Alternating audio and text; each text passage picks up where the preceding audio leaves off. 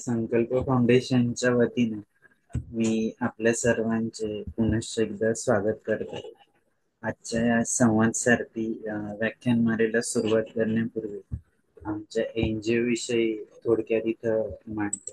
आमचं एनजीओ गेले 12 वर्ष महाराष्ट्रातल्या विविध भागात ऑफलाईन ऑनलाईन दोन्ही माध्यमातून काम करतात. आमचं एनजीओचं मुख्य तत्व महात्मा गांधींचं खेड्याकडे चाला आणि स्वामी विवेकानंद आणि रामकृष्ण परमहंस यांचं जीवभावे जीवसेवा या तत्वावर आमचं एनजीओ काम करतं. गेल्या 12 वर्षात पर्यावरण, शिक्षण, ग्रामीण विकास, महिला सबलीकरण, आरोग्य अशा विविध क्षेत्रात आमचं एनजीओ काम करतं. गेल्या 12 वर्षात आम्हाला जी काही संधी मिळाली समाजाची सेवा करण्याची, त्याबद्दल निश्चितच समाधान होतं. आमच्या एनजीओची एक छोटीशी व्हिडिओ क्लिप या ठिकाणी मी शेअर.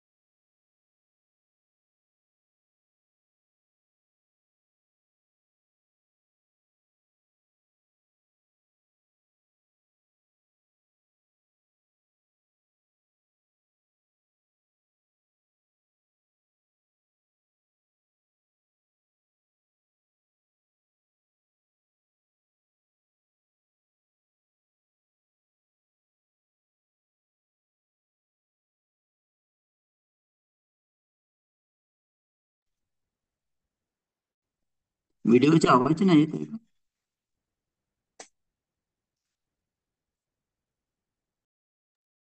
विशाल आवाज नाही येते. इकडून तर सेटिंग केली आहे, काय माहिती नाही मग.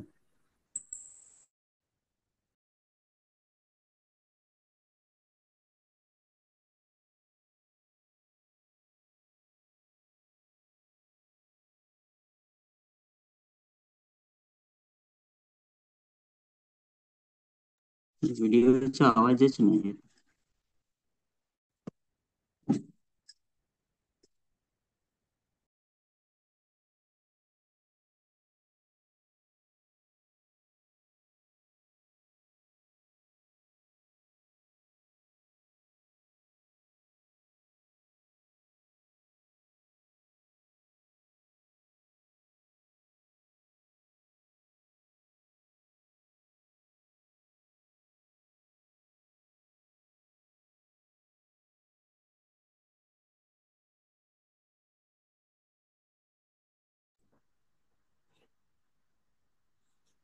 कोरोना काळात जेव्हा आमच्या सगळ्या फिजिकल ऍक्टिव्हिटी बंद होत्या, आम्ही ऑनलाईन वेबिनार सिरीज सुरू केली आणि ते करत असताना संपूर्ण त्या 1 ते 1.5 वर्षात वेगवेगळे विषय जसं ग्रामीण विकासासाठी शेतीपूरक उद्योग असतील, शेतीच्या विविध पद्धती, millets farming, organic farming, natural farming, यौगिक फार्मिंग या व्यतिरिक्त आम्ही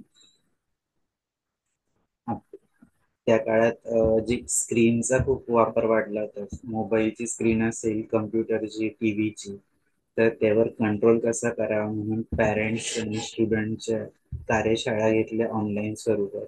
यासोबतच आम्ही आपले दैवत छत्रपती शिवराय, भगवान गौतम बुद्ध, डॉक्टर बाबासाहेब आंबेडकर यांच्या चरित्रावर देखील ऑनलाईन वेबिनार्स सिरीज घेतली. या व्यतिरिक्त विश्वशांती असेल, जलसुरक्षा, आरोग्य अशा विविध विषयावर की ज्यातनं नक्कीच समाजाला फायदा होईल. हे सगळं करत असताना जाणवत होतं की आपण एखादा संवादात्मक प्रकल्प सुरू करू शकतो. खूप चर्चा केल्यानंतर आमच्या मार्गदर्शिका भावनाताई विसपुते यांच्या मार्गदर्शनाने 15 ऑगस्ट 2022 ला संवाद सारथी व्याख्यानमालेची सुरुवात केली. त्याचा मुख्य उद्देश जे पण डिफरंट लेबल अपंग व्यक्ती आहे त्यांच्या जीवन प्रवास जाणून घेणं. आम्हाला प्रत्येक वेळेस असा अनुभव मिळतो की जे पण महानुभाव इथं येतात त्यांच्या जीवनात खूप सारा संघर्ष असतो. ते त्यांचं जीवन जगत असताना आपल्यातल्या कमी ओळखून त्यावर मात कशी करतात, आपल्या जीवनाचं बॅलन्सिंग कसं करतात, यासोबतच ते आपल्या जीवनात इतरांसोबत जुळवून घेत स्वतःला कसं सिद्ध करतात. मग त्यांचं शिक्षण असेल, त्यांचं व्यवसाय करिअर असेल, त्यांचं सामाजिक कार्य असेल, किंवा त्यांचं जे काही करिअर जर त्यांचं खेळातलं असेल तर या सगळ्या सोबत कसं जुळवून घेतात हे जाणून घेण्यासाठी आम्ही याची सुरुवात केली. आणि निश्चितच मागच्या 3 वर्षापेक्षा जास्त कालावधी झाला, 158 महानुभाव येऊन गेले. प्रत्येक जण त्यांच्या क्षेत्रात मास्टर ब्लास्टर असेच आहे आणि प्रत्येक वेळेस आम्हाला त्यांच्याकडून नवीन गोष्टी ऐकायला मिळतात, शिकायला मिळतात आणि त्या इतरांपर्यंत पोहोचण्याची संधी ऑनलाईनच्या माध्यमातून मिळत असते.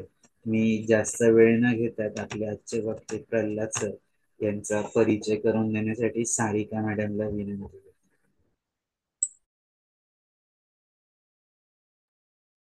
धन्यवाद सर. सर्वांना नमस्कार. संकल्प फाउंडेशन सामनेर आयोजित संवाद सारथी या वेब संवाद सत्रातील पुष्प 156वे आज गुंफले जात आहे. संवाद सारथी या वेब संवाद सत्रातील 159वे आज पुष्प गुंफले जात आहे. 159वे पुष्प गुंफण्यासाठी आपल्या अपंगत्वावर मात करत शैक्षणिक व सामाजिक क्षेत्रात आपले वेगळे स्थान निर्माण करणारे महाराष्ट्र राज्यातील छत्रपती संभाजीनगर जिल्ह्यातील सिल्लोड तालुक्यातील भराडी गावचे मूळचे रहिवासी असलेले माननीय प्रल्हाद साळुबा पांडव सर आज आपणास वक्ते म्हणून लाभलेले आहेत. माननीय प्रल्हाद सर छत्रपती संभाजीनगर येथील स्वामी विवेकानंद महाविद्यालय येथे संगणक प्रशिक्षक पदावर कार्यरत आहेत. तसेच ते अपंगांना कॉम्प्युटर आणि मोबाईल वापरासाठी येणाऱ्या अडथळ्यांवर मात करण्यासाठी मार्गदर्शन करतात. त्यांना नवीन नवीन टेक्नॉलॉजी शिकायला आवडते. तसेच त्यांना बुद्धिबळ आणि क्रिकेट हे खेळ देखील आवडतात. अनाम प्रेम या एनजीओ मध्ये ते गेल्या 3 वर्षापासून प्रोजेक्ट मॅनेजर म्हणून काम करत आहेत. माननीय प्रल्हाद साळुबा पांडव सर आज आपल्याशी प्रल्हादचे कर्मप्रेम या विषयावर संवाद साधणार आहेत. चला तर मग आपणही संकल्प फाउंडेशनच्या संवाद सारथी या वेब संवाद उपक्रमात सहभागी होऊया आणि अडथळ्यांवर मात करत पुढे जाण्यासाठी ऊर्जा मिळवूया. अधिक वेळ न घेता मी पुढील सूत्रे विशाल सरांकडे सोपवते. धन्यवाद सारिका मॅडम. मी सर्वांचे पुनश्च एकदा स्वागत करतो आणि प्रल्हाद सरांना विनंती करतो की त्यांनी त्यांचा जीवन प्रवास आमच्यासोबत शेअर करावा. खूप खूप स्वागत आहे सर आपलं. आपण आपल्या मार्गदर्शनाला सुरुवात करा. हॅलो, नमस्ते सर्वांना. आजच्या संवाद सारथी या व्याख्यानमालेसाठी मला आयोजित केलं आणि एक माझा जीवन प्रवास कसा आहे आणि काय त्यामध्ये अडचणी आल्यात ते जाणून घेण्यासाठी आपण ही व्याख्यानमाला म्हणजे प्रत्येक दिव्यांगांसाठी त्यांना इन्स्पायर होण्यासाठी आपण जी ठेवतात हे खूप महत्वाचं आहे. कारण प्रत्येकाच्या जीवनातला प्रवास हा आपल्याला कळला पाहिजे आणि त्यातनं इन्स्पायर होऊन नवीन काहीतरी आपले जे बांधव आहेत त्यांना त्यातनं करता येईल. तर मी माझ्या जीवनातील काही प्रसंग सांगतोय. माझा जन्म भराडी या गावी झाला. त्यामध्ये आम्ही 3 भाऊ आहे. 2 भाऊ, आम्ही 2 भाऊ आणि 1 बहीण आहे मला. आम्ही 3ही ब्लाइंड असल्यामुळे आम्हाला ह्या जे आपलं जे घरच्यांचे घरच्यांचा सपोर्ट होता. म्हणजे सुरुवातीला कसं होतं, मी सर्वात लहान असल्यामुळे मला थोडस अडचण आल्या, कारण आम्ही आधी दोघं भाऊ, म्हणजे माझी मोठी बहीण आणि भाऊ हे दोघंही ब्लाइंड झाल्यामुळे घरच्यांना प्रश्न पडला होता की आता तिघही ब्लाइंड झालेत आणि घरचं परिस्थिती खूप हालाकीची होती.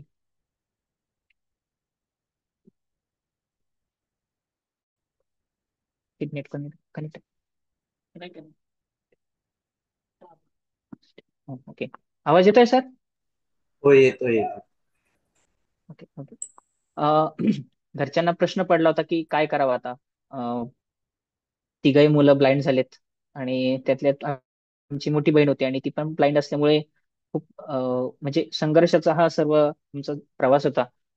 आणि घरी शेती नसल्यामुळे दुसरी गोष्ट, आता माझी जी आई आहे माझी, ती पण ब्लाइंड आहे. त्यामुळे हे सगळा प्रवास आईला पण सगळ्या गोष्टी आता कसं मॅनेज करावं, वडिलांना या सगळ्या गोष्टींची हे काय करावं हे सुचत नव्हतं.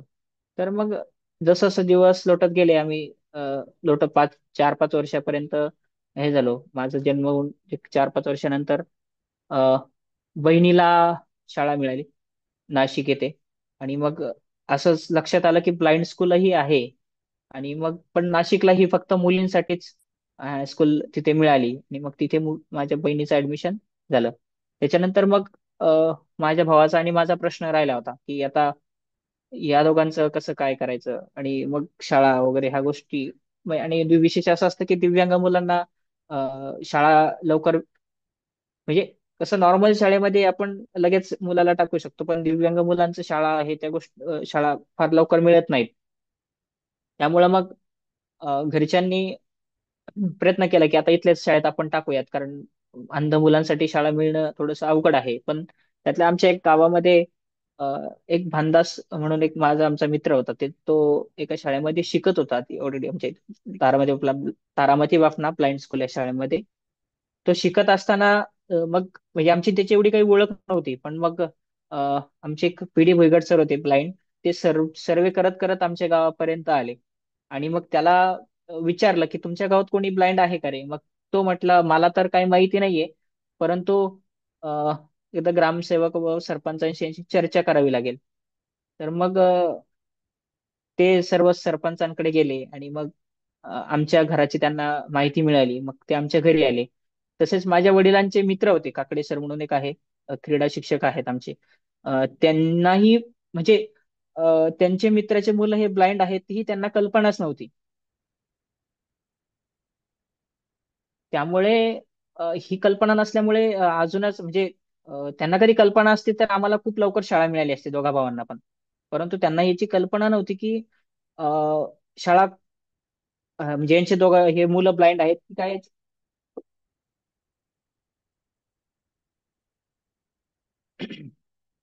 त्याची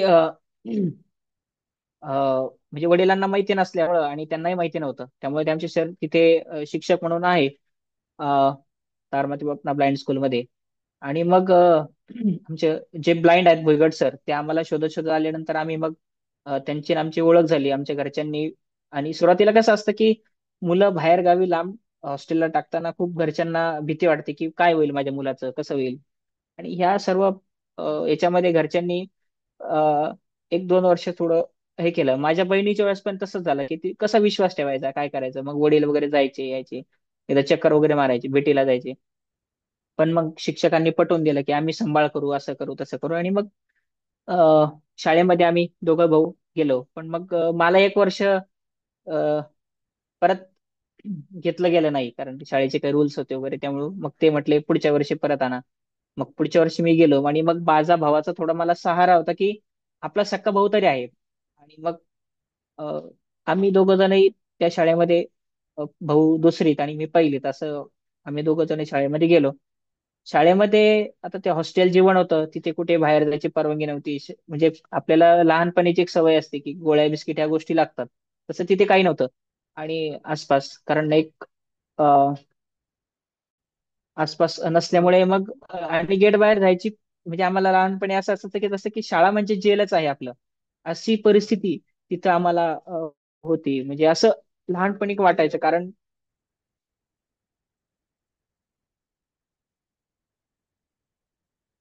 असं लहानपणी वाटायचं.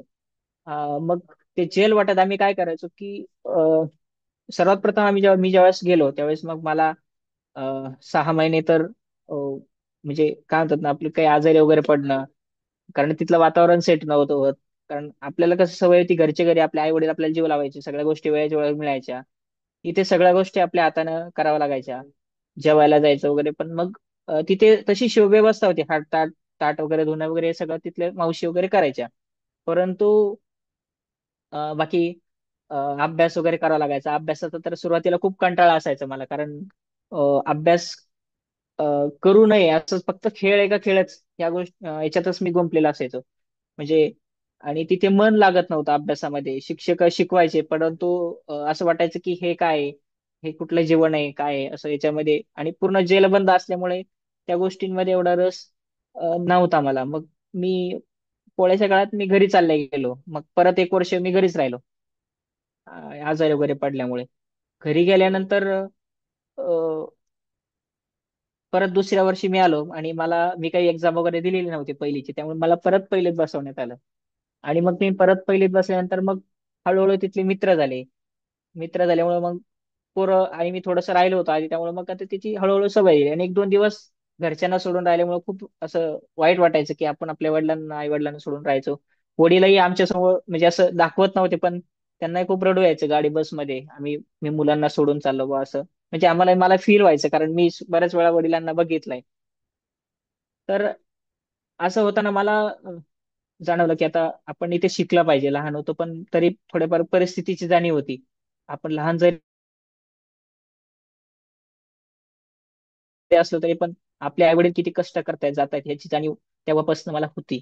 आणि मग मी पहिली दुसरी तिसरी मला ब्रेल लिपी खरं तर म्हणजे मी शिकायचो परंतु माझ्या लक्षात राहत नव्हतं त्या काळामध्ये. किती जरी लक्ष दिले तरी मी खूप शिक्षकांच्या छड्या वगैरे खायचो. कारण शिक्षक म्हणायचे की तू शिकत कसं, म्हणजे तुला येत कसं नाही, लक्ष देत जा वगैरे अभ्यास करत जा.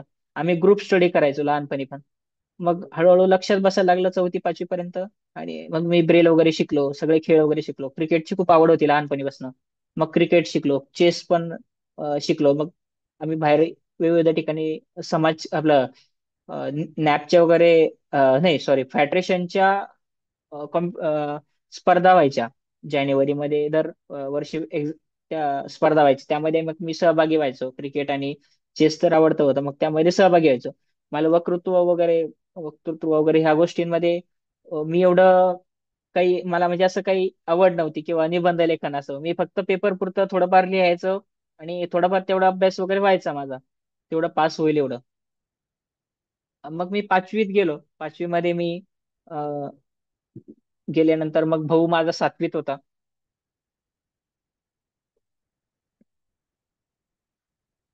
भाऊ 7वीत असल्यामुळं मग मी थोडासा अभ्यास वगैरे करायला लागलो 5वी मध्ये.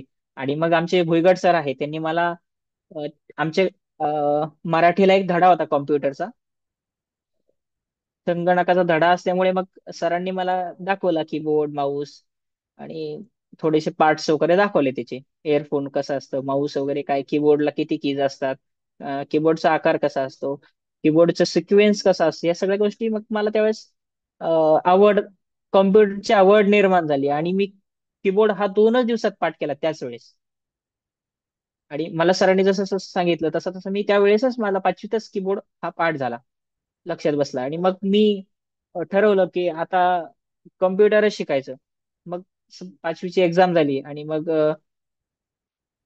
आम्ही शाळेमध्ये थोडंसं काही गोष्टी घडायच्या, मग त्यामुळे मग मला त्यामध्ये हे नसायचं की आपण कसं आता इथे राहायचं वगैरे, कारण सगळं असं असल्यामुळं. मग मी माझ्या भावासोबत, आणि एकटं राहणं तर शक्यच नव्हतं, कारण भाऊ सोबत असला तरच जीव लागायचा, कारण असं एकटं कधी राहिलं नसल्यामुळे भाऊ सोबत असल्यावर मग बरं वाटायचं. मग भावासोबतच मी अहमदनगरला आनाम प्रेम ही जी संस्था आहे तिथे मी आलो 6वी मध्ये माझ्या.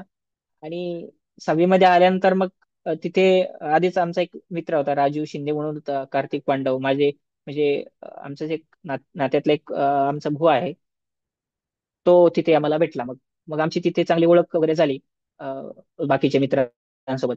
कार्तिकन हे तर राजू वगैरे हे आमचे आधी बाफना शाळेमध्ये होते इथे नगरला जी शाळा आहे नारेगावची, तिथे मी 1ली ते 5वी पर्यंत शिकलो.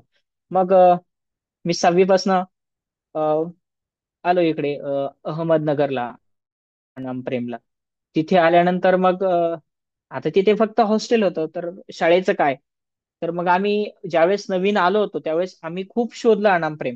म्हणजे अनामप्रेम ही संस्था तिथे कोणाला सहसा माहिती नव्हती, कारण नवीनच स्थापना झाली 2005 मध्ये त्या संस्थेची स्थापना झाली. परंतु एवढं परिचय नसल्यामुळे थोडंसं अवघड झालं. मग स्नेहालय म्हणून डॉक्टर गिरीश कुलकर्णी सरांची संस्था, म्हणजे स्नेहालय, त्याचे फाउंडर आहेत स्नेहालयचे, त्यांना तिथे ओळखायचे. मग आम्हाला ते 2-3 चक्रा मारल्यानंतर तेवढ्याच एरियामध्ये आम्ही 2-3 वेळा फिरलो. सदन म्हणून होतं तिथे, प्रेम सदन. तिथे आम्ही फिरल्यानंतर आम्हाला मिळालं. मग त्यांच्याशी कॉन्टॅक्ट वगैरे केला होता, परंतु ते सांगत जे होते ते आम्हाला नीट लक्ष येत नव्हतं, नवीन असल्यामुळे त्या शहरामध्ये. त्याच्या आधी मी 6वी मध्ये पुण्याला गेलो होतो. कोरेगाव पार्क ची जी, सॉरी, एरोड्याची जी शाळा होती अंध मुलांची, तिथे पण गेलो. पण तिथे माझा काही जीव लागायना, की म्हणजे एकच दिवस आम्ही फक्त तिथे ऍडमिशन साठी गेलो होतो, परंतु तिथेही काही करमत नव्हतं. कारण तिथं असं जंगल टाईप वातावरण होतं, आणि तिथेही तेच होतं की बाहेर सोडत नव्हते. मग मला ह्या गोष्टीचं खूप असं कंटाळा यायचं की अरे यार, बाहेर का सोडत नाही. मग तेवढंच ग्राउंड मध्ये तेवढं तिथंच राहायचं. मग ही गोष्ट मला पहिल्यापासूनच पटत नव्हती. कारण मोकळं चाकळं खेळायची सवय असायची, बाहेर वगैरे म्हणजे असं दुकान वगैरे बघायचं, ह्या त्या गोष्टी ती सवय असायची. मग मी येरवड्याला पण वडिलांना सांगितलं की नाही, आम्हाला नाही शिकायचं. तर मग थोडस नाराजी झालं, की वडिलांना वाटायचं की अरे मुलांनी असं कसं वगैरे, ह्या गोष्टी म्हणजे वडिलांना वाटायचं अरे आता काय करावं. मग म्हणजे अनामप्रेमचा पत्ता भेटायच्या आधी आम्ही येरवड्याला गेलो. त्याच्या आधी एक प्रेमभाव प्रज्ञाचक्षू विद्यालय म्हणून होती बालाजीनगरला, धनकवडीच्या तिथे होती. तिथे पण गेलो आम्ही. तिथे रात्रभर राहिलो. तिथे तर आम्हाला राहावंच वाटत नव्हतं, कारण त्यांची फक्त एक बिल्डिंग होती, छोटेसे 2-4 वर्ग, आणि तिथंच ते चालवायचे. ती तर मला आवडलंच नाही. माझा भाऊ पण माझ्यासोबत होता. आम्ही नाही म्हटलं. आम्ही त्यांना म्हटलं आम्ही काही इथं राहत नाही. तिथून एरोड्याला गेलो. तिथे पण काही राहिलो नाही आम्ही दोघं पण. आणि मग नगरला आलो. नगरला आल्यानंतर आम्हाला त्यांनी ऍडमिशन वगैरे दिलं, जो की मी तुम्हाला सांगितलं की आधी आम्हाला थोडंसं चक्रा वगैरे मारायला लागल्या.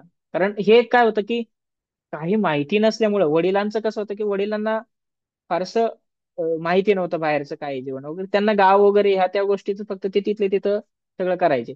वडिलांचा आमचा व्यवसाय होता की पहिले गव्हांडी काम करायचे, पण मग त्याच्यात काय व्हायचं, मजुरालाच पैसा जास्त यायचा, आणि तेवढा काही फारसा पैसा उरत नसायचा.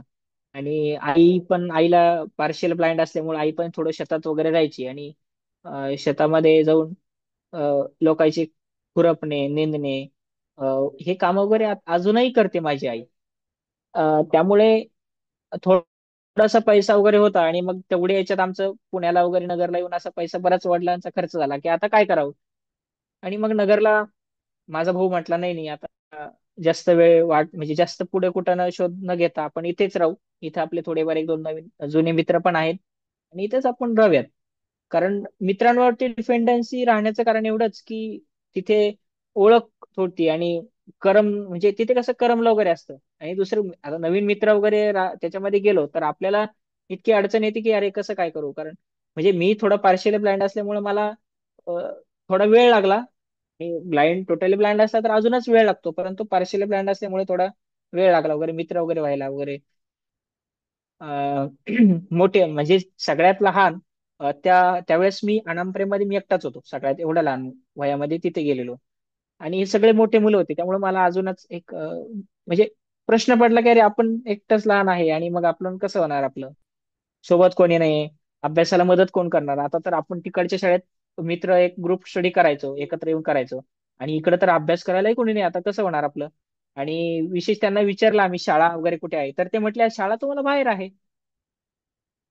आणि मग शाळा बाहेर आहे म्हटल्यानंतर मग म्हटलं अरे शाळा आता इथून कुठे आहे वगैरे, आम्ही शोध बघायला गेलो.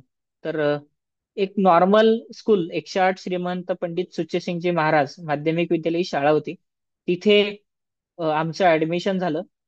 आणि तिथे शिक्षक लोकही खूप कोऑपरेटिव्ह होते, म्हणजे ब्लाइंड मुलांना पहिल्यापासूनच तिथे मदत वगैरे करायचे. आधी तिथे 2-3 बॅच त्यांनी 10वी पास आउट तिथे झालेल्या होत्या, त्यामुळं म्हणजे नॉर्मल शाळा होती कुठली. तिथे फक्त आम्ही 10-15-20 मुलं ब्लाइंड ते शाळेत जायचो. आणि ती सर्व शिक्षणाला अभियानला ती जोडलेली होती शाळा. त्यामुळे मग मला तिथं प्रवेश मिळाला. आम्ही तिथे राहिलो. आणि अनाम प्रेम मध्ये पण मग संगणकची म्हणजे विशेष कारण अनाम प्रेम मध्ये राहण्याचं, तर तिथे मला संगणक मिळालं. म्हणजे मला संगणक दिसलं. मग तिथे एक स्वप्नील खाबडे सर म्हणून होते. त्यांनी मी त्यांना विचारलं, सर तुम्ही मला कॉम्प्युटर शिकवणार का? हो म्हणे. तिथे कोर्स कसा होता की मुलांना जे 8वी ते पोस्ट ग्रॅज्युएशनचे मुलं आहेत त्यांना ते शिकवायचे कम्प्युटर. परंतु मग माझी आवड बघून त्यांनी मला कम्प्युटर शिकवलं. आणि मग कॉम्प्युटरमध्ये मला मी सरांना सांगितलं की मला कीबोर्ड ऑलरेडी पाठ आहे सर, लक्षात आहे माझे कीबोर्ड वगैरे, मला फक्त पुढील जे प्रोसेस आहे ती शिकवा. मग सरांनी मला डेस्कटॉप कसा असतो, त्यानंतर बाकी ह्या गोष्टी हळूहळू शिकवत गेले. अनाम प्रेम ही जी संस्था होती ती आधी एक डॉक्टर गिरीश कुलकर्णी सर आहे त्यांच्या वाड्यामध्ये सदन म्हणून हा एक प्रोजेक्ट त्यांचा होता. तिथे आम्ही राहायचो सर्वजण वाड्यामध्ये. खाली कम्प्युटर होते, ऑफिस होतं आणि आम्ही वर मुलं राहायचो. अं, तिथे एक संचिताताई म्हणून होत्या. त्या खूप म्हणजे मी लहान असल्यामुळे त्या आणि त्या भारती आई आम्हाला म्हणजे त्या दोघी मला खूप जीव लावायच्या, कारण मी सगळ्यात लहान होतो. आणि अभ्यास वगैरे आला की नाही, म्हणजे मी शाळेतनं आल्यानंतर लगेच माझा अभ्यास वगैरे करून घेणे, काय आज शिकवलं विचारणे, म्हणजे ह्या गोष्टीची खूप त्या काळजी करायच्या. आणि माझा भाऊ तर म्हणजे भाऊ वगैरे कसं होतं, तो सांगायचा मला की अरे आता इथे आपण नवीन जागेत आलोय, थोडंसं म्हणजे माझा थोडासा स्वभाव असा होता की मी थोडासा खोडकर होतो त्या काळात. आणि मी लहानपणी म्हणजे पोरांसोबत आता खेळ वगैरे खेळायचो, पण मी राज्य देत नसायचो माझ्यावर राज्य आला की. म्हणजे मग माझ्या वाटचा राज्य माझा भाऊ द्यायचा. म्हणजे खूप बऱ्याच वेळा असं झालंय आमच्या आपल्या शाळेमध्ये, मी ज्यावेळेस लहान होतो त्यावेळेस माझा राज्य मी कधी दिला नाही, कारण मी रडायचो लगेच कारण राज्य आला की. म्हणजे हे भावाने मला खूप याच्यात सपोर्ट केलाय खेळामध्ये. तर त्याच्यानंतर मग अनाम प्रेम मध्ये कम्प्युटर वगैरे हळूहळू शिकायला लागलो. मग त्यांचं अनाम प्रेमचं नवीन बिल्डिंगचं काम चालू होतं. ते काम 15 ऑगस्ट रोजी झालं 2012 मध्ये. आणि मग आम्हाला तिथून शिफ्ट करण्यात आलं. म्हणजे आमची तर खरं तिथून जाण्याची इच्छाच नव्हती, इतकं खूप छान तिथे निवास होता आणि मस्त व्यवस्था वगैरे होती त्या काळामध्ये. मग इकडे आणलं, सगळं लॅब वगैरे इकडे सेट केली आणि मग प्रॉपर एक कम्प्युटर सरांनी व्यवस्थित शिकवणं चालू केलं. मग डेस्कटॉप वगैरे म्हणजे त्या काळामध्ये कसं होतं, विंडोज एक्सपी होता. विंडोज एक्सपी वरती मी कॉम्प्युटर शिकलेलो आहे. म्हणजे विंडोज 7ही होते त्या काळामध्ये, परंतु मला विंडोज 7 पेक्षा विंडोज एक्सपी शिकायला खूप सोपं वाटायचं. मग मी विंडोज एक्स वरतीच बसायचो आणि तिथे काम करायचो. मला सर जे सांगायचे ते मग मी नवीन नवीन सरांना विचारायचो. या असं केल्याने असं होईल कसं, म्हणजे काय केल्याने काय होईल वगैरे, मी या गोष्टी सरांना विचारायचो नेहमी. आणि सरही खूप कोऑपरेटिव्ह होते, सरांनी खूप मदत केली त्या काळात, खूप शिकवलं. आणि पण विषय आज एवढाच होता की शॉर्टकट कीज ची काही माहिती नव्हती त्या काळामध्ये मला. कारण फक्त जे काय ते होम टॅब मध्ये जायचं झालं तर आल्ट की प्रेस करायची, टॅबने कट कॉपी पेस्ट शोधायचं, तिथे हे करायचं, ह्या गोष्टी सगळ्या माहिती होत्या. परंतु शॉर्टकट ही माहिती नव्हतं. मग हळूहळू 6वी 7वीत गेलो. आता शाळेचं म्हटलं तर शाळेमध्ये मी अ, गेलो. मग शाळेतले मित्र परिवार एक मस्त मित्रांनी जुळवून घेतलं. सुरेश नावाचा एक मित्र होता, त्याला खूप क्रिकेटची आवड होती. त्याचं आणि माझं पण मस्त आमचं जुळलं. त्याच्यानंतर आमचे तसे ब्लाइंड मित्र म्हटलं तर राहुल वगैरे. म्हणजे मी 6वीत असताना तर मी एकटाच होतो शाळेमध्ये ब्लाइंड, आमच्या वर्गामध्ये सॉरी, वर्गामध्ये मी एकटाच होतो. आणि मग ते जे तिथले नॉर्मल मित्र होते ते सगळे हळू म्हणजे कोणी मला अभ्यासातलं वाचून दाखवायचं, कोणी आम्ही खेळ वगैरे खेळायचो. म्हणजे खूप तिथे अ, कबड्डी वगैरे हे जे खेळ आहे ते मी त्याच्यासोबत खेळायचो, मला काही वाटत नव्हतं आणि तेही मला खूप ऍडजस्ट करायचे. पण मग अभ्यासाचा जसं नॉर्मल मुलं ग्रहपाठ वर्गपाठ वगैरे करतात, मला ते शक्य नव्हतं. तर मग मला तिथले मुलं मुली खूप मदत करायचे. आणि त्यातल्याच आता काही आम्ही सगळे बरेच जण कॉन्टॅक्ट मध्ये आहेत. म्हणजे माझे 2-3 मैत्रिणी आहेत, जशी वैष्णवी आहे, श्रुतिका आहे, अं, अशा पूजा म्हणून आहे. आम्ही असे 4-5 आणि अक्षय वगैरे, शिरसाट, शुभम, हे असे बरेच माझे मित्र आहेत, ते अजूनही कॉन्टॅक्ट मध्ये आहेत माझ्या. आणि काही जरी मदत लागली आमची एकमेकाला तर आम्ही नेहमी एकमेकाच्या सोबत असतो.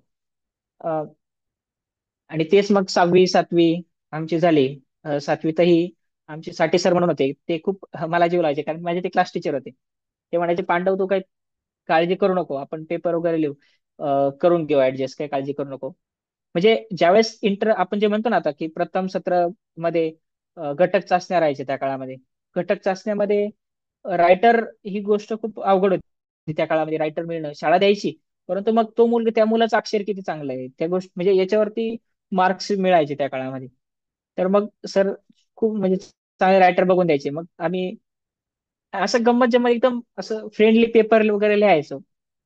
आणि मग 6वी झाली, 7वी झाली, परत मला थोडस असं तिथे राहावंसं वाटलं नाही. मग मी परत बाफना शाळेमध्ये रिटर्न आलो, तिथे 8वीचा वर्ग चालू झाल्यामुळं.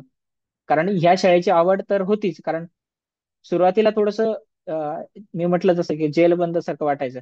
परंतु मग तिथे आल्यानंतर निक्कम सर होते आमचे त्यावेळे क्लास टीचर.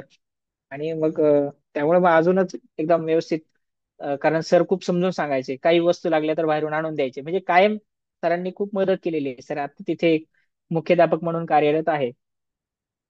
त्याच्यानंतर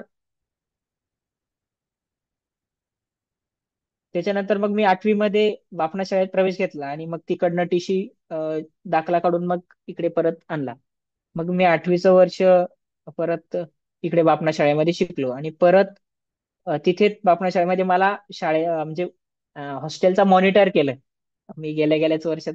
आणि मी मोठा असल्यामुळे मला मॉनिटर केलं. मग म्हणजे शिस्त ही गोष्ट माझ्याकडे तेव्हा थोडीफार कमीच होती, कारण मी तेवढं काही एवढं म्हणजे शिस्त वगैरे, कारण कोणाचं ऐकावं असं वाटतच नव्हतं, कारण सुरुवातीला, कारण आपणच आता मोठे आहोत असं असं वाटायचं. मग सरांनी एक जबाबदारी दिल्यानंतर एक लीडर कसा असतो वगैरे ह्या गोष्टीची जाणीव झाली. म्हणजे तिथे मला एक माझा टर्निंग पॉईंट मला असं आलं की लीडर, टीम लीडर ची भावना, म्हणजे जी भूमिका होती ती मला बजवायची होती. मग मी तिथे सर्व मुलांना रोज सकाळ संध्याकाळ प्रार्थना घ्यायचो. त्याच्यानंतर मुलं जेवायच्या वेळेस सर्व मुलांना शांत करायचो, तिथे प्रेयर घ्यायचो. आणि कोणाचे काय अडचणी आहे, काय नाही, कोणी कोणाचे भांडणं केले, हे सगळं सॉर्ट आउट करणे हे माझं डेलीचं रुटीन झालं होतं. आणि मी माझाही अभ्यास त्यावेळेस करायचो, अभ्यासात रुची झालीच होती. आणि कम्प्युटरचं वगैरे थोडंसं मोबाईल वगैरे असल्यामुळे कीपॅडचेच मोबाईल होते, परंतु नगरचे मित्र होते, त्यांच्याकडनं विचारायचो थोडंसं माहिती. आणि तसंच ब्रेलमध्ये मासिकही कम्प्युटर संदर्भातलं आलेलं होतं. मग त्यावरती वाचायचं, थोडासा अभ्यास वगैरे त्या संदर्भात करायचो. आणि शिक्षक लोकही कॉम्प्युटर बद्दल थोडंसं सांगायचे की, आणि आमचे एक लोखंडे सर म्हणून होते, त्यांच्याकडे अँड्रॉइड मोबाईल होता. मग त्याच्यावरती मी त्यांना सरांना सांगायचे की सर आम्हाला असे असे व्हिडिओ दाखवा. त्यावेळेस ते सर करायचे आम्हाला मदत, तशी व्हिडिओ वगैरे दाखवायचे. कॉम्प्युटरची आवड मला माझ्याकडे म्हणजे माझ्यात असल्यामुळे त्यांनी मला कधी नाही म्हटलं नाही. कारण अँड्रॉइडची तेव्हा म्हणजे सुरुवात झालेली होती, परंतु फार लोकांकडे अँड्रॉइड नव्हते त्या काळामध्ये. परंतु ते सरांनी आम्हाला तेवढी म्हणजे सर्च वगैरे सरच करायचे, कारण नेट पॅक वगैरे खूप महाग होते त्या काळामध्ये. परंतु अ, ती आवड बघून सरांनी मला त्यावेळेस मदत केली. त्याच्यानंतर 8वी माझी पासआउट झाली. आणि लायब्ररी मॉनिटर पण मीच होतो. म्हणजे तिथे त्यावेळेस कसं असायचं की पुस्तकं वाटावी लागायची. आपल्याकडे कसं असं नॉर्मल शाळेमध्ये पुस्तक ऑलरेडी आपले ज्याच्या घरी असतात, पण आम्ही हॉस्टेलमध्ये असल्यामुळे पुस्तक वगैरे वाटणे देणे, आणि ह्या गोष्टींमध्ये मग लीडर, एक टीम लीडर म्हणून मला एक मस्त तिथे भूमिका बजवायला मिळाली.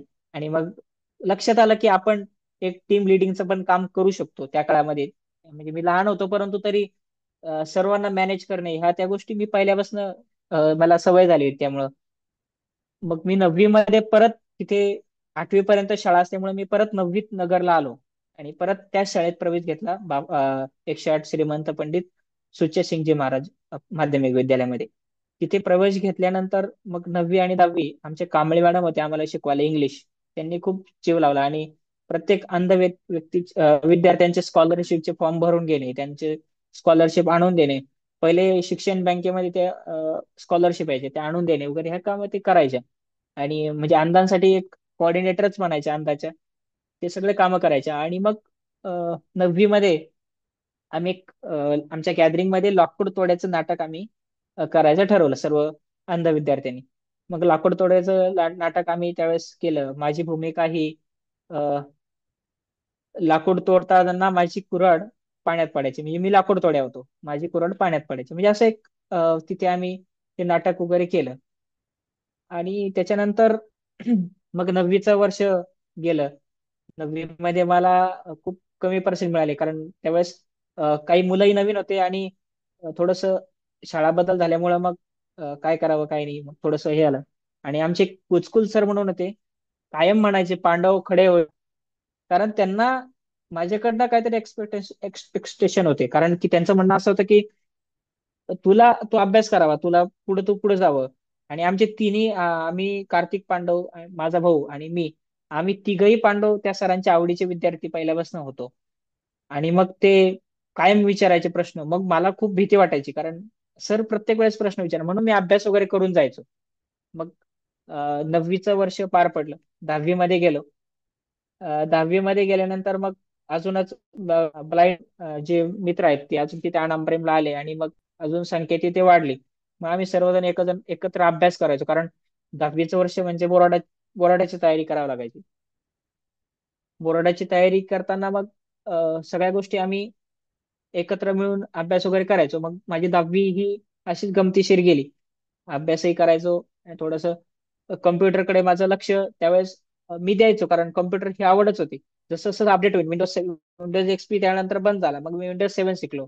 विंडोज नंतर त्यानंतर आता अ, दरम्यानच्या काळात विंडोज 10 आलं. आणि मग अनाम प्रेम मध्ये मी 11वी मध्ये असताना अमर मळेकर सर म्हणून आले. आणि अमर सरांनी मला, मी त्यांना म्हणजे त्याच्या आधी प्रदीप कुंभार सर होते, कारण तिथे शिकवायला त्यावेळेस मध्यंतरी कोणी नव्हतं. परंतु मग मी माझं थोडस जेवढं मला यायचं तेवढं आम्ही प्रॅक्टिस करायचो, काही जण मित्र मिळून. मी वैयक्तिक पातळीवरही केली, आणि ग्रुपनी पण आम्ही करायचो. बॅचेस पाडलेले असायचे, त्या बॅचेस मध्ये आमचे 11 ते 12 बॅच असायची. ज्यावेळेस सुट्टी असायची त्यावेळेस, आणि मग संध्याकाळची 4 ते 5 वगैरे अशी बॅच असायची. तर हे अ, अमर सर आले, आणि मग अमर सर एक मित्राप्रमाणेच वाटायचे, कारण पहिल्यापासून आम्ही एकदम क्लोज झालो. आणि मग मी सरांना म्हटलं, सर मला कॉम्प्युटर शिकवा चांगला. तर मग सरांनी माझं थोडंसं विचारलं, तुला काय काय येतं? मग मी सांगितलं, सर मला येतं, परंतु शॉर्टकट्स माहित नाहीत. ते सर म्हणायचे शॉर्टकट नाही शिका, शॉर्टकट नाही शिका, पण सरांनी तेवढं काही शॉर्टकट्स सांगितलेलं नाही, किंवा शॉर्टकटच्या आम्ही कॉम्प्युटर शिकलो नाही. मग अमर सरही नवीन होते आमचे तिथे आलेले, पुण्याहून त्यांना हायर केलं होतं. मग मी आणि अमर सर आम्ही बसून, मला त्यांनी Word, Excel, PowerPoint, internet, fundamental of computer, कॉम्प्युटरचा इतिहास वगैरे ह्या सगळ्या गोष्टी समजावून सांगितल्या. त्यांनी सगळं समजावून सांगितलं, आणि मग ह्या सगळं कॉम्प्युटर इंटरनेट पर्यंत मी शिकलो. आणि मग मी अमर सरांना म्हटलं, सर तुम्ही इतकं हुशार आहात, सगळ्या गोष्टी करता. मग अमर सरांना एक पुरस्कार मिळाला तिथे आदर्श शिक्षक म्हणून. मग अमर सरांना म्हटलं, सर आपण एक सगळं ग्रुप काढूयात. मग अमर सरांनी ठरवलं की कम्प्युटर वर्ल्ड असं त्यांना एक शब्द सुचला, वर्ड सुचला त्याने. मग त्यांनी तो कम्प्युटर वर्ल्ड नावाने कम्प्युटर चालू ग्रुप चालू केला. ग्रुप चालू केल्यानंतर मग तिथे बरेच पहिले आम्ही आनंद प्रेम मधलेच काही मित्र एकत्र येऊन सरांना क्वेश्चन्स विचारायचो ग्रुपवर, आणि त्यावरती ते आन्सर वगैरे करायचे. आणि मग आमचे बऱ्याच शंकांचं निरसन झालं, कारण मी 6वी पासून कॉम्प्युटर शिकत येतोय. आणि पुढे म्हणजे अपडेट झाल्यामुळे मला सतत कम्प्युटरचं थोडस अवगत करावं लागायचं नॉलेज. आणि मग आता नंतर विंडोज 10 वरती आम्ही कम्प्युटर शिकलो. मग अमर सरांनी सगळ्या कन्सेप्ट समजून सांगितल्यानंतर मग मला एक लक्षात आलं की आपण आता शिकवू पण शकतो. मग अमर सरांचं 2019 मध्ये त्यांची जॉईनिंग पुण्याला झाली. परत टेक महिंद्रा 2018-19च्या काळामध्ये टेक महिंद्रा या प्रोजेक्ट वरती झाली. आणि मग तिथे पण मी, लॉकडाऊन पडलं होतं, मग लॉकडाऊनच्या काळामध्ये 21 का 22 मध्ये मी सरांकडे प्रवेश घेतला. 2022 मध्ये त्यावेळेस मी त्यांच्याकडे परत कॉम्प्युटरचा कोर्स शिकलो, कारण लॉकडाऊनच्या काळामध्ये काय म्हणजे विसरून जायचो काही गोष्टी. मग परत CSS आर्या या 2-3 लँग्वेज, कोडिंग लँग्वेज येत होत्या, ते पण त्यांच्याकडनं त्यावेळेस शिकलो. आणि मग अनाम प्रेमचा प्रवास थोडं सांगतो. अनाम प्रेम मध्ये पुढे मी 11वी 12वी तिथे केली. 11वीला अनाम प्रेम मध्येच होतो. 12वीला परत मी निवाड्स हॉस्टेलला, म्हणजे मी 11वीला निवाड्स commerce and science college Ahilyanagar येथे प्रवेश घेतला. आणि मग तिथे करपे मॅडम वगैरे या शिक्षकांनी बरंच सहकार्य करून अ, मी 11वी आणि 12वी मध्ये मी न्यू आर्ट्स हॉस्टेलला मला ऍडमिशन मिळालं. आणि मग मी तिथे पीटी शेळके सर झाले, नागेश शेळके सर झाले, यांनी मला बरीच मदत केली. आणि मग मी 12वी पण उत्तीर्ण झालो. आणि 12वी उत्तीर्ण होत असताना म्हणजे त्याच्या आधी थोडस माझा असा प्रवास म्हणजे एक गोरे परिवार म्हणून मला अ, अनाम प्रेमच्या संस्थेच्या माध्यमातून मला सुचवला गेला. अजित कुलकर्णी सर यांनी मला तो त्यावेळेस सुचवलं की तू करशील का बा याची सेवा वगैरे, यांना थोडीशी अडचण आहे, त्याची मदत वगैरे करशील का. तर मी म्हटलं हो करेल त्यांना. कारण मला पहिल्यापासून दुसऱ्यांना मदत करणे म्हणजे माझी आवडच होती. कारण दुसऱ्यांना आपण मदत केल्याने आपल्याला काय म्हणतात ना, देत आपण देत जावे तर आपल्याला म्हणजे काय म्हणतात ना, आपण देताना न विचार करता दिलं तर आपल्याला मिळतं. त्यामुळे हा विचार कधी केला नाही की आपल्याला काही मिळावं, ह्या दृष्टीने कधी केलं नाही. पण लॉकडाऊन पडायच्या आधी मग मला त्या आजोबांची मी त्यांच्याकडे गेलो, म्हटलं मला अजित सरांनी पाठवलं की असं असं आहे भाऊ की तू करू शकशील त्यांची सेवा वगैरे. मग मी त्यांच्याशी बोललो, बसलो. आणि मग त्यांच्या ज्या प्राजक्ता ताई आहे त्यांची मुलगी, मग त्यांच्याशी पण बोललो. त्या पंजाबला राहतात, चंदीगडला. त्यांचे मिस्टर तिथे चंदीगडला कलेक्टर आहेत आणि त्या मॅडम सुद्धा वकील आहेत. आणि मग तिथे मी त्यांना रोज आंघोळ वगैरे घालणे, त्यांची तिथे रात्रभर मुक्कामी राहणे, अं, त्यांना काही लागलं नको ते सगळं पाहणे. त्या आजी पण खूप म्हणजे काही खायला लागलं वगैरे नाही ते सगळं मला बघायच्या, द्यायच्या. आणि मी दिवस मग दुपारी कॉलेज करायचो, संध्याकाळी तिथे राहायचो, त्यांची सेवा करायचो. आंघोळ घालण्यापासून त्यांची मसाज वगैरे करणे, ह्या सगळ्या गोष्टी मी त्या काळात केल्या. कारण मला पैशांची गरज होती. घरून तेवढा पैसा आपण मिळवू शकत नाही. घरून आपण तेवढा पैसा मिळवू शकत नाही. त्यामुळे अ, मी तिथे तिथे काम केलं. थोडं म्यूट करता का? खोपोली तिथं पण घाट आहे आणि तिथून मला वाटतं हॅलो तिथून स्कूटर मारतात किंवा तिथं एक्सप्रेस होतात कोचेस. हा हॅलो हॅलो. हा, हा केलं मी कोणाचा म्यूट, तरी कुठून तरी आवाज येत होता, केलं म्यूट केलं. हो येस येस. मग मी अनाम प्रेमच्या माध्यमातून मला तो जॉब मिळाला. आणि मी काय म्हणतात ना, कमवा आणि शिका या कन्सेप्टच्या माध्यमातून तिथे मग मला त्यांनी सुरुवातीला 1 महिन्याला 1,500 रुपये दिले. आणि मग मी म्हटलं नाही, मी थोडंसं राहतो. मग त्यांनी मला अजून 1,500 रुपये वाढवून दिले, 3,000 रुपये महिना तिथे मला त्यांनी केला. 3,000 रुपये महिना केल्यानंतर मग मी त्यांना एक सलग 4 ते 5 महिने जून पर्यंत मी त्यांची सेवा केली. कारण त्या काळात हळूहळू लॉकडाऊन पडत होतं. आणि मग मी सेवा केल्यानंतर त्या मला पैसे वगैरे द्यायच्या. मग ते थोडंफार सेव्हिंग व्हायचं, थोडाफार खर्च व्हायचा. आणि त्यानंतर मग लॉकडाऊन पडलं. मग अनाम प्रेमचाच एक प्रोजेक्ट होता, सत्यमेव जयते ग्राम. तिथे अ, सर्व मुलांना आम्हाला सगळ्यांना शिफ्ट केलं, कारण त्यावेळेस लॉकडाऊन खूप कडक होतं. शिफ्ट केल्यानंतर मग मी तिथे आम्ही राहिलो. मग मला त्यांनी सांगितलं की तू म्हणजे मला कामाची गरज होती. आणि विशेष असं झालं की पैसा हा मिळत होता त्यावेळेस. आणि मग त्या आजींनी मला 1-2 महिने परत म्हणजे मी काम न करता त्यांनी मला तरी 3,000 रुपये महिन्याला द्यायच्या. मग मी त्यांना मध्यंतरी किराणा वगैरे आणून द्यायचो. हे त्या गोष्टी केल्या. त्यानंतर मग मला त्यांनी पैसे, नंतर मग मलाच योग्य वाटलं नाही की आपण त्याच्याकडनं कसा पैसा घ्यावा. आणि मग अनामप्रेमध्ये म्हटलं सर मला काहीतरी काम द्या. मग माझा ज्ञानेश्वर गडाख म्हणून मित्र आहे, त्याच्या हट्टासाने मला अनामप्रेमकडनं जॉब मिळाला. सुरुवातीला कम्प्युटर शिकवण्यासाठी मला त्यांनी सांगितलं की तू कम्प्युटर शिकव इथं मुला मुलींना, आता जेवढे बाकी आहेत तेवढ्यांना. मग मी तिथे कम्प्युटर हा शिकवायला लागलो. मग काय झालं, पुढं मुलं कमी झाले. मग कम्प्युटरचं काम थांबलं, कारण कम्प्युटर शिकवायला तर मुलंच नसल्यामुळे कम्प्युटर काय शिकवायचं. ते झाल्यानंतर लॉकडाऊन खूप कडक होतं. मग आम्ही लॉकडाऊनच्या काळामध्ये जे लोकांना जे लोक गावाकडे जायचं त्यांना आम्ही मदत करायला जायचो. मी सरांसोबत जायचो, सर मला येऊ द्या. मग भाजीपाला वाटणे असो, खिचडी वाटणे असो, चप्पल वाटणे, म्हणजे या सगळ्या गोष्टी आम्ही त्यावेळेस करायचो. जे लोक पायी पायी गावाकडे जायचे त्यांना. अं, ते झालं. मग ज्यांना आता आपल्यातल्याच काही मुलांना मित्रांना कोरोना झाला, तर मग त्यांची मदत करणे, ह्या त्या गोष्टी त्या काळात मग मी केल्या. आणि ते झाल्यानंतर मग पुढचं लॉकडाऊन पडलं, मग मी घरी वगैरे गेलोच नाही, कारण घरी गेल्यामुळं मग म्हणजे मध्यंतरी एकदा घरी गेलो होतो तर तेथील लोकांनी सांगितलं की नाही नाही तुला राहता येणार नाही, पोलिसांना वगैरे कळलं तर ते परत मारतील. मग मी आणि माझा एक त्याचा मुलगा आम्ही परत रिटर्न आलो दुसऱ्या दिवशी संध्याकाळी. एकच दिवस आम्ही तेव्हाच घरी गेलो होतो. टू व्हीलरवर गेलो आणि टू व्हीलर आलो. म्हणजे इतकं वाईट वाटलं की अरे आपलं घर सुद्धा आपलं नाहीये त्या काळात, म्हणजे इतकी खूप परिस्थिती अवघड होती. मग परत तिथे आलो, अनामप्रेमला राहिलो. आणि मग मध्यंतरी मला त्यांनी नाईट वॉचमॅन म्हणून काम दिलं. अं, मला 2,000 रुपये पगार दिला. आणि मग मी त्या पगारामध्ये नाईट वॉचमॅन म्हणून रात्रभर जागणं, रात्रपाळी करायचो. मग हे काही दिवस केलं.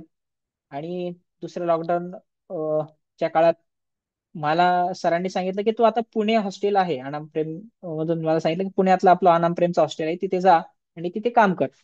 मग मी आणि एक माझा मित्र आम्ही दोघं जण मिळून पुण्याच्या हॉस्टेलला तिथे काम करायला गेलो. 9 डिसेंबर 2020-21च्या काळात आम्ही गेलो. अ, हा 20-21च्याच काळात गेलो, हा बरोबर आहे. त्याच्यानंतर मग तिथे तो मित्र काही फार काळ राहिला नाही आणि तो गेला.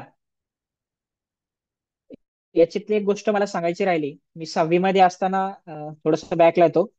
अनामप्रेम संस्थेच्या माध्यमातून माझ्या हे जे आता मला एवढं दिसतंय हे संस्थेचीच अनामप्रेमचीच कृपा. आमचे अध्यक्ष ज्या संस्थेत मी आधी काम करत होते अनामप्रेमचे अध्यक्ष त्यांनी अजित माने सर आहेत, त्यांनी अ, आमचे नाव दिले. मी आणि माझा भाऊ विराज वगैरे आमचे दोन चार मित्र पण होतो.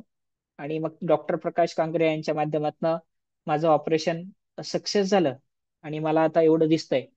आणि त्यांच्याच मिसेस माने मॅडम यांनी, आमचे आई वडील येऊ शकत नव्हते गावाकडनं, कारण त्यांना काही माहिती नव्हतं तेवढं एवढं इकडचं. त्यामुळे मग आईचं थोडस डोळ्याचा प्रॉब्लेम असल्यामुळे मग त्यांचं काही एवढं ती आले नाही दोघा भावाचे. पण त्यांनी आम्हाला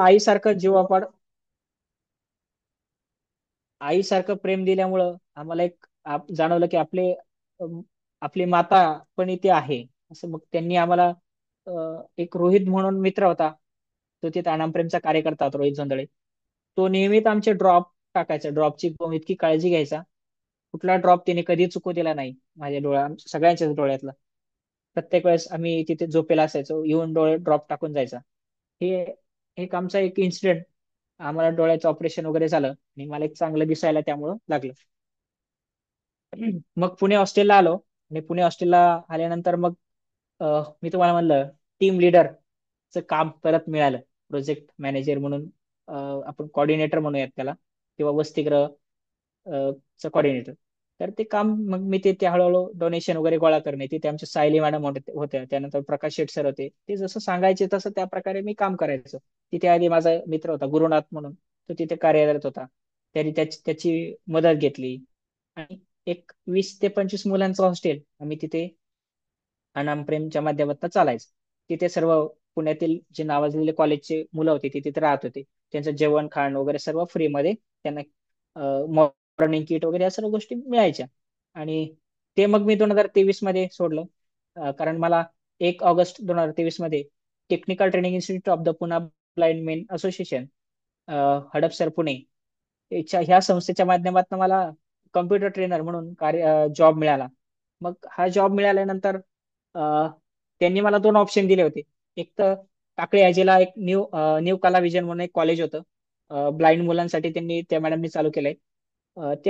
ते कॉलेज होतं. आणि दुसरी गोष्ट विवेकानंद कॉलेज. हे दोन कॉलेज तिथे मला चॉईस होती. न्यू विवेकानंद कॉलेज हे गावाकडचं असल्यामुळे मग मी त्याला फर्स्ट प्रेफरन्स दिला आणि तिथे मला त्यांनी पाठवलं.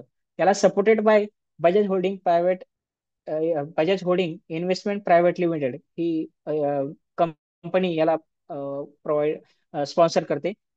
आणि मग माझं तिथून कॉम्प्युटरचं सर्व जर्नी चालू झाली.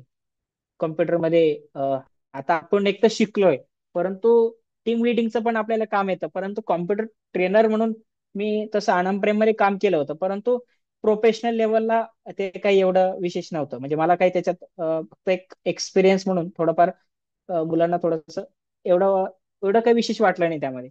परंतु इथं प्रोफेशनल वर्क मला मिळाला कॉलेजमध्ये. आणि मग मी मुलांना Word, Excel, PowerPoint, internet शिकवायचो. आणि त्यामध्ये तिथं मुलं शोधणं, त्यांचा इंटरव्ह्यू घेऊन त्यांना एक तर त्यांची शिकण्याची इच्छा नव्हती, परंतु त्यांना कन्व्हिन्स करणं, त्यांना रोज आणून कॉल करून बसवणं, ह्या गोष्टीमध्ये खूप थोडंसं अवघड जायचं. कारण अ, ते मुलांचं मन वळवणं, त्यांना थोडंसं गाईड करणं, ह्या सगळ्या गोष्टींना आपल्या म्हणजे हे नवीन होतं माझ्यासाठी. कारण त्यांना कसं शिकवायला पाहिजे बऱ्या. परंतु यामध्ये माझा भाऊ स्वतः हा फर्ग्युसन कॉलेजला एक्सटेन्शन सेंटरला ट्रेनर म्हणून कार्यरत पण होता. आणि त्याचबरोबर अमर सर आता सध्या तिथे फर्ग्युसनला आहे. तर ते मला मदत करायचे. ते म्हणायचे अरे नाही असं नाही असं, म्हणजे ह्या गोष्टीची कल्पना होती कॉम्प्युटर कसे शिकवू शकतो आपण, हे सगळं पण मग ह्या मुलांना हँडल कसं करायचं, हे सगळ्या गोष्टींना कसं फेस करायचं. मग तिथल्या सुवर्णा मॅडम होत्या टीटीआयच्या, त्या पण त्यांनी मला विचारलं तुला मुलांना सर्व करशील का. म्हटलं हो करेल, काही अडचण नाही मला. तेवढं विश्वासानं मी म्हटलो, आणि मग म्हटलं आता कसं करायचं. तर मग मी हे केलं तिथे काम. आतापर्यंत म्हणजे सध्या माझं, आता मी 2025 पर्यंत, आता सध्यापर्यंत माझं काम चालू आहे तिथे. मी गेले 2.5 वर्ष झाले मला तिथे मी काम करून.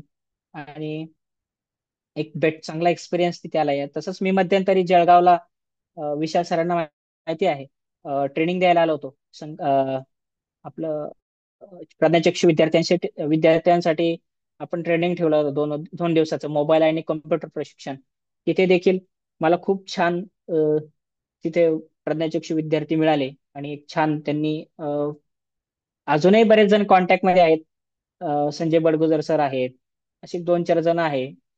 त्यांनी बरंच म्हणजे काही क्वेश्चन्स वगैरे असले तर ते विचारतात. आणि मला एक आवड आहे की आपल्याला जे येतं ते दुसऱ्याला देत जाणे, यामध्ये खूप आनंद आहे मला. आणि मग अनाम प्रेम शी अजूनही मी जोडून आहे. अनाम प्रेम एनजीओ खूप त्यांनी आपली म्हणजे खूप सहकार्य केलं. त्याचबरोबर टेक्निकल ट्रेनिंग इन्स्टिट्यूटने पण खूप सहकार्य केलं. आणि याच्यामध्ये अ, माझे गुरु अमर सर, तसेच माझा भाऊ, माझा परिवार यांनी एवढं सहकार्य केल्यामुळेच मी इथपर्यंत येऊ शकलो. धन्यवाद.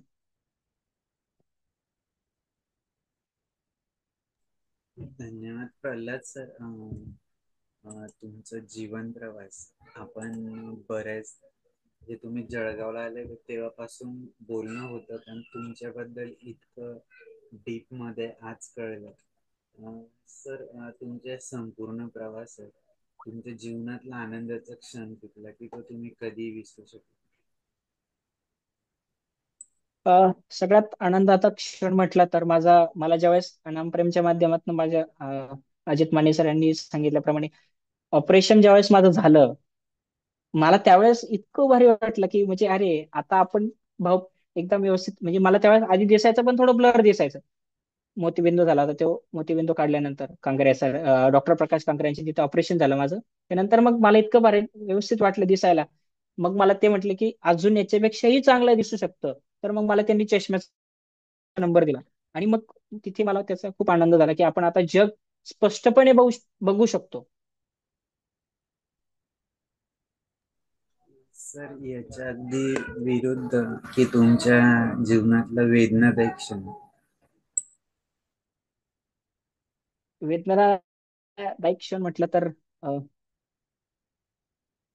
ज्यावेळेस सगळं घरच्यांना वगैरे कळालं की हे तिघही म्हणजे आता खूप लहान होतो की वाईट वाटायचं का अरे आपण तिघही ब्लाइंड आहोत. आणि आपलं कसं होणार शाळेचं वगैरे.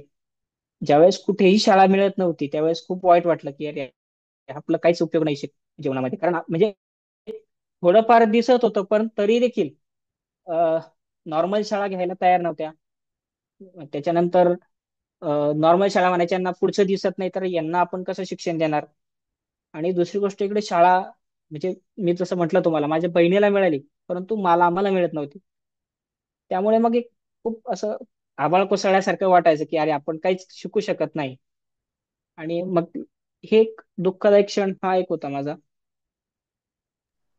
सर, जसं तुम्ही सांगितलं की अगदी 5वीतच तुम्ही कम्प्युटर शिकायला सुरुवात केली आणि मला कम्प्युटर मध्येच पुढे जायचं आहे. आणि आजही म्हणजे सगळं शिकत शिकत वेगवेगळे जॉब करत आज कम्प्युटर ट्रेनर म्हणून काम करतायत.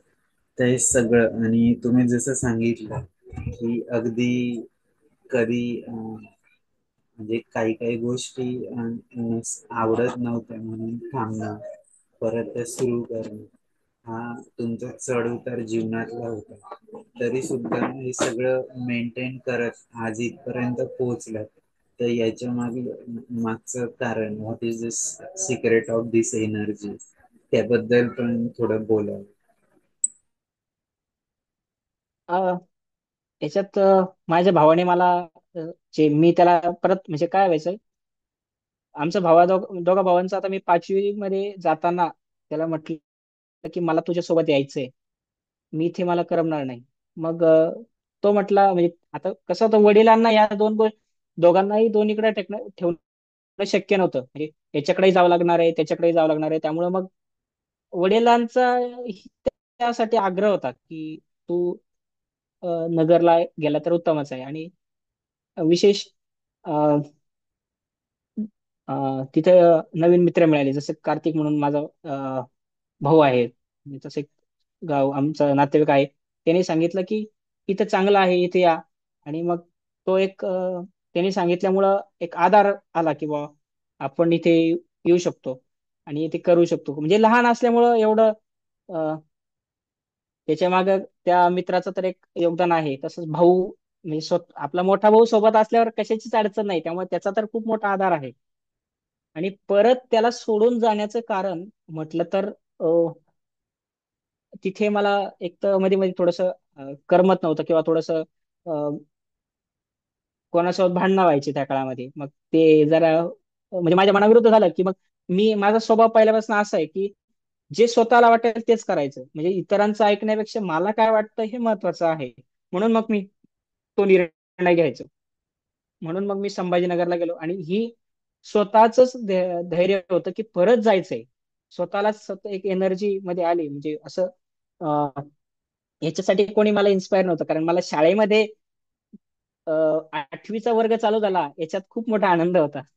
आणि मग मी परत तिथून पुण्याला अहमदनगरला येण्याचं कारण अं, संभाजीनगरला 9वीचा वर्ग चालू न झाल्यामुळे मी परत रिटर्न गेलो नगरला.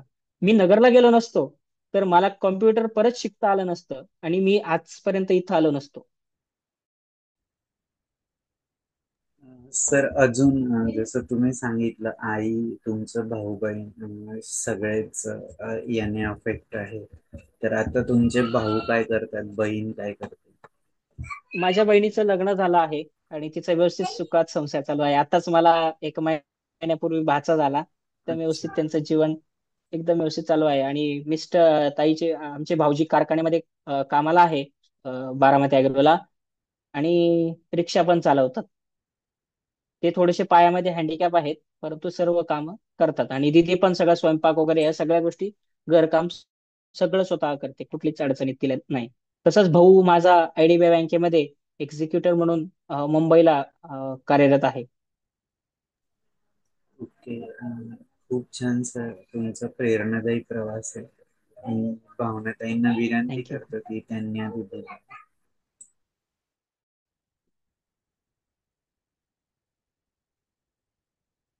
हो, धन्यवाद विशाल. प्रल्हाद सर, तुमचं सगळं पूर्ण अ, जे काही तुम्ही बोललात ते मी ऐकलं.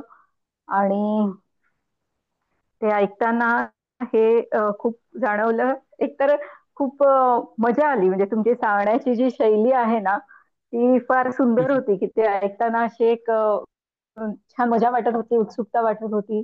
आणि तुम्ही जो सांगितलेला प्रसंग ऐकताना तर खूप हसू आलं, की म्हणजे खेळताना राज्य आलं तर मी घेत नव्हतो आणि माझ्या भावाला देत होतो. तर ते ऐकताना फार मजा आली. आणि दुसरी गोष्ट म्हणजे तुमचं पूर्ण सगळ्या एकंदरीत प्रवासामध्ये वेळ पडलं, म्हणजे वेळ जशी जशी पडली तसं तसं तुम्ही जी कामं समोर आली ती तुम्ही करायला लाजला नाहीत, ही खूप मोठी गोष्ट आहे. म्हणजे जेव्हा त्या आजोबांच्या मदतीला जायला लागलं तेव्हा तिथे गेलात, वॉचमनचं काम करावं लागलं तिथे ते केलं. पण तुमचा शिक्षणाचा ध्यास मात्र चालू ठेवला. आणि मला हे पण जाणवलं की तुमची जी हे होती की शिकण्याची जी तळमळ होती ती मात्र तशीच होती आणि काय करायचं आहे याबद्दल तुम्हाला क्लॅरिटी होती. Yes madam. तर हे हे म्हणजे कॉम्प्युटर मध्येच आपल्याला आपलं करिअर करायचं हे तुम्हाला 5वीत असल्यापासून लक्षात आलं. हे खूप महत्वाचं आहे आणि आता तुम्ही एका अ, मुक्कामावरती करिअरच्या जाऊन पोहोचला आहात, एक ट्रेनर म्हणून काम करत आहात. नाम प्रेम सारखी संस्थेशी तुम्ही लहानपणापासून जोडले गेलात ही पण खूप मोठी गोष्ट आहे. एक तुम्ही जे म्हणालात की मला सतत असे मदत करायला आवडते, कुणाकडून काही मिळो न मिळो मला मदत करायला आवडते, ते कदाचित तुमच्यामध्ये तर होतच, पण अनाम प्रेम सारख्या संस्थेशी तुम्ही जोडल्या गेल्यामुळे सुद्धा हा जो तुमचा भाव होता तो अजून डेव्हलप होत गेला असं मला वाटलं. खूप कौतुक वाटलं सगळं पूर्ण तुमचं म्हणजे सगळा प्रवास ऐकताना खूपच कौतुक वाटत होतं आणि छान तुम्ही कृतज्ञता पण व्यक्त केली तुमच्या डोळ्यांचं ऑपरेशन केलेल्या माने मॅडम माने सर यांच्याबद्दल. तर हे सगळंच एकंदरीत ऐकताना फार छान वाटलं. खूप खूप धन्यवाद. Thank you madam. और तो विशाल. हा. धन्यवाद भावनाताई. प्रल्हाद सर, भावनाताईंनी खूप सारे ऑडिओ बुक्स रेकॉर्ड केलेले आहेत आणि की जे अरे वा. इतरांना फायदाच होतो त्याच्याने. हो, आणि तुम्ही खूप आणि साऱ्या आता नाशिकलाच विद्यार्थ्यांना असतात. पण. नाही, मी नाही, छत्रपती संभाजीनगरला असतो. तुम्ही नाशिकला असता का मॅडम? हा, मी नाशिकला असते. नाशिकच्या काही ब्लाइंड विद्यार्थ्यांशी त्या काळामध्ये संपर्कात होते मी आणि तरी मग त्यामुळे त्यातले ते काही ऑडिओ. माझे ह्यामधले मला नाशिक आठवल्यानंतर मी नाशिकमध्ये देखील व्हायटल नावाची एक कंपनी आहे, मेडिसिन कंपनी आहे, हा, कामगार नगर, तिथे नाही का, हो तिथे बरोबर. सुद्धा काम केलेलं आहे मी. अरे वा, अच्छा. कामगार नगर आणि ते आणि कंपनी माझ्या घराच्या अगदी जवळच आहे. तिथे होतो मॅडम मी काही दिवस. अच्छा अच्छा. हा हा, तेच. आणि आणि पुण्यामध्ये पण एक कंपनी होती हं. सायलेन्सरची, तिथे पण हेल्पर म्हणून काम केलंय. अरे बापरे. हा. तिथला तर प्रसंग इतका खतरनाक होता की मला कुत्रं चावलं होतं तर त्या कंपनीवाल्यांनी दवाखान्यात सुद्धा जाऊ केलं नव्हतं. अरे बापरे, कठीणच आहे. म्हणजे इतका हम्म, हम्म, हम्म. हे कंपनीचा म्हणजे नाशिकचा विषय आल्यामुळे मला आठवलं, अरे आपण काहीतरी सांगायचं विसरलो. हा. खूप छान वाटलं ऐकताना, मजा आली. येस. हो. धन्यवाद भावनाताई. भानसे सर. सर नमस्कार सर, सर्वांना नमस्कार माझा. नमस्कार. नमस्कार सर, खूप बोला. छान. अ, सरांचा प्रवास म्हणजे तिघही भाऊ बहीण आणि त्यातल्या त्यात सरांचा हे बघितलं तर त्यांनी स्वतःहून तेवढं शिक्षण घेऊन आता सर्व विद्यार्थ्यांना शिकवून राहिले. खूप मला अभिमानाची गोष्ट आहे त्यांच्याबद्दल. आणि परत आता भावी आयुष्यासाठी खूप खूप शुभेच्छा. धन्यवाद. धन्यवाद सर. धन्यवाद भानसे सर. जंजाळ सर.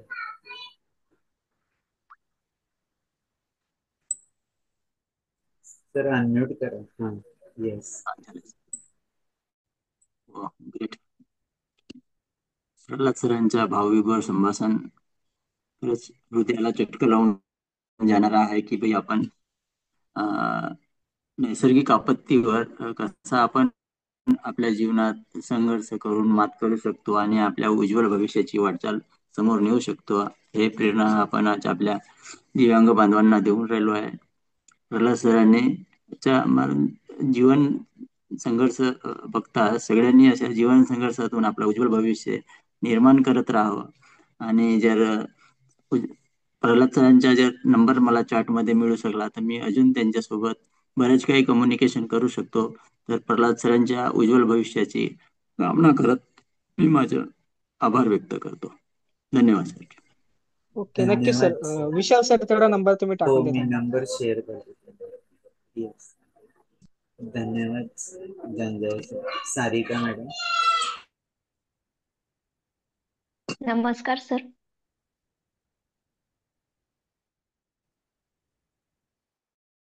खूपच छान नमस्कार. जीवन प्रवास होता सर तुमचा, प्रेरणादायी. तुमच्या पुढील वाटचालीसाठी तुम्हाला खूप खूप शुभेच्छा सर. धन्यवाद. थँक्यू. धन्यवाद सारिका. प्रल्हाद सर, खरोखर तुमचा जो जीवन प्रवास आहे, इतके चढ उतार आले तरी पण मला हे करायचंच आहे आणि मला जे पटलं, माझ्या मनाला जे पटतंय ते करणार. लोकांनी सांगितलेलं ठीक आहे, ऐकून घेईल, पण मला जे मिळवायचं ते मिळवणारच. या तत्वाशी ठाम राहत इथपर्यंत पोहोचलाय आणि निश्चितच तुमचा हा जीवन प्रवास असाच पुढेही उत्तर वाढत जावं. तुमची प्रगती आणि एक विकासाच्या दिशेने स्वतःच, जसं तुम्ही म्हटले की अगदी कम्प्युटरची टेक्नॉलॉजी वेगवेगळे पद्धतीने शिकत गेलात, अपग्रेड करत गेलात स्वतःला, तसं अजून स्वतःचा विकास करत. आणि जसं तुम्ही उदाहरण सांगितलं की मला वेगवेगळ्या जबाबदाऱ्या मिळाल्या, एक हॉस्टेलचा मॉनिटर झाले, लीडर झाले, नंतर लायब्ररीचं लीडरशिप मिळाली, नंतर अनाम प्रोजेक्ट मॅनेजर म्हणून मिळालं. हे सगळं करताना म्हणजे स्वतःमध्ये म्हणजे जी संधी मिळाली त्याचं सोनं करत माझ्या स्वतःमध्ये यात काय बदल केला पाहिजे हे तुम्ही सिद्ध केलं आणि हे खरोखर गरजेचं आहे आणि हे सगळ्यांसाठी खूप प्रेरणादायी आणि शिकण्यासारखं आहे. निश्चितच सर, जे आता लाईव्ह ऐकतायत नंतर ऐकतील त्यांना निश्चितच यातनं एक नवीन दिशा आणि गती मिळेल त्यांचं जीवन जगताना, याबद्दल शंकाच नाही. तुम्हाला खूप खूप शुभेच्छा आणि तुम्ही जो महत्वपूर्ण वेळ दिला तुमच्या संकल्प फाउंडेशन आणि संवाद सारखी टीम कडून तुमचे ऋण व्यक्त करतो. जगा आता सर्वांसाठी एक छोटासा संदेश द्यावा, नंतर आपण प्रार्थनेने आजच्या सत्संगाची सांगता करू.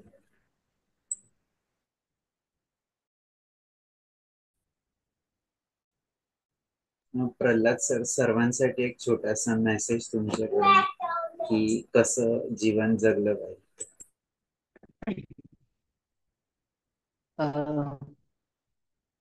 संदेश संदेश आवाज येतोय माझा? Hello hello. हो येतोय सर, बोला बोला. येतोय. संदेश देण्यापूर्वी थोडं एक 2च मिनिटं मी बोलतो. काय पॉइंट्स राहिले होते, फक्त एक शॉर्ट मध्ये सांगतो. मी संभाजीनगरला सांगितलं तर चालेल ना? पुढं काही कंटिन्यू एक 5 मिनिट, हो 2च मिनिटं नक्की फक्त. नक्की नक्की सर. येस.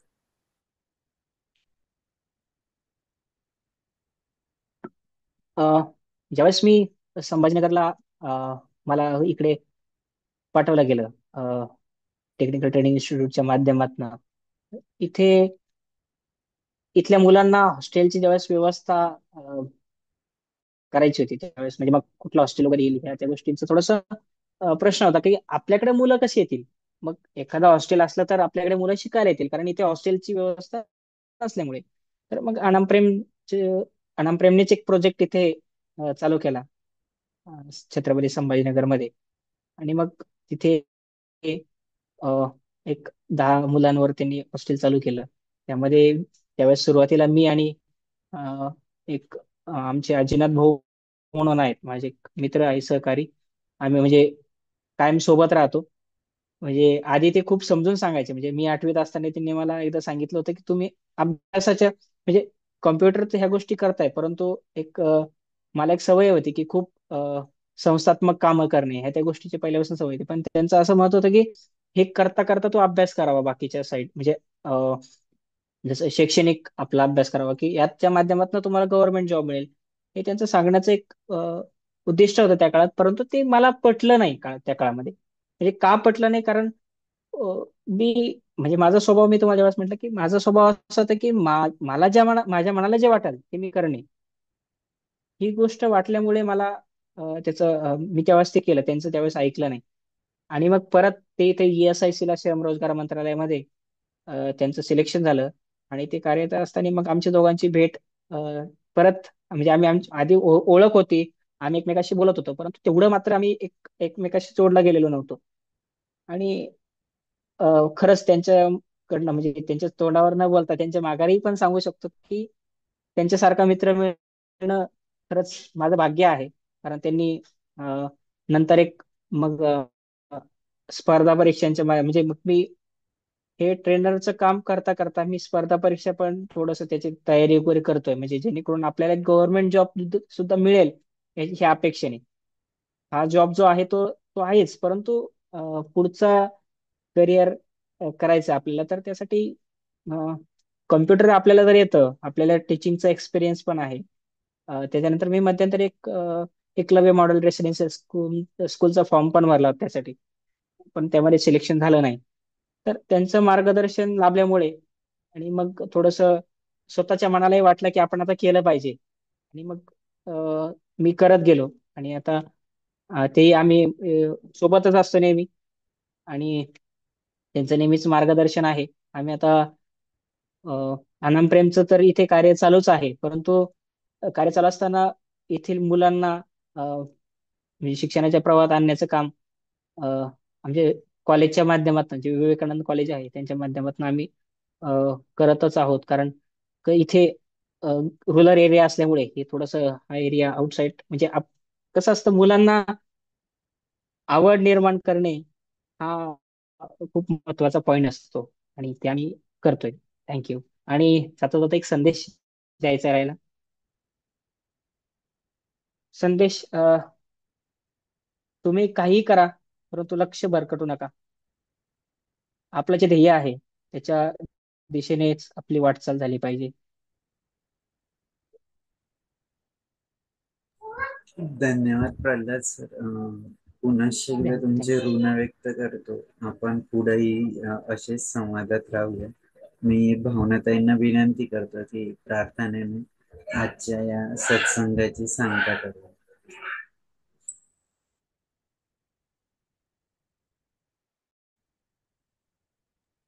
धन्यवाद विशाल. सर्वे भवन्तु सुखिनः, सर्वे सन्तु निरामया, सर्वे भद्राणि पश्यन्तु, मा कश्चित् दुःखभाग् भवेत्. ॐ शान्ति शान्ति शान्तिः. धन्यवाद. शुभरात्री. खूप खूप थँक्यू. धन्यवाद सगळ्यांना.